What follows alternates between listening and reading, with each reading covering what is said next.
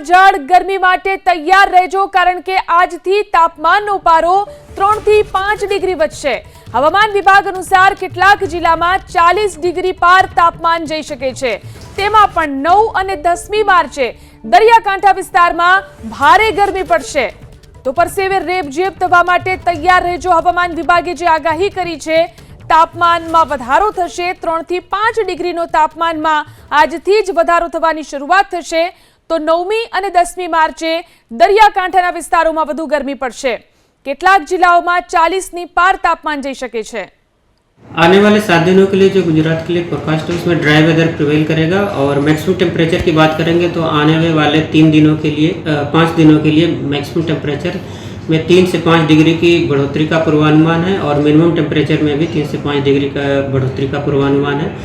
और maximum temperature realise की बात करेंगे अहमदाबाद के लिए तो 34.6 मैक्सिमम टेम्परेचर और 34.8 मैक्सिमम टेम्परेचर गांधीनगर का रियलाइज हुआ है।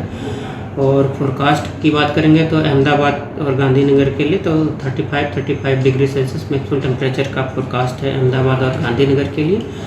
और ओवरऑल पूरे गुजरात रीजन की बात करेंगे जहां पर सबसे ज़्यादा मैक्सिमम टेम्परेचर रिकॉर्ड हुआ है पिछले 24 घंटे में, तो वो है Bhuj 37.7 degree Celsius maximum temperature record हुआ है। और विंड की बात करेंगे तो जो गुजरात स्टेट पे लैंड रीजन में जो विंड प्रिवेल कर रही है वो north westerly to northerly wind prevail कर रही है पूरे गुजरात के लैंड रीजन पे।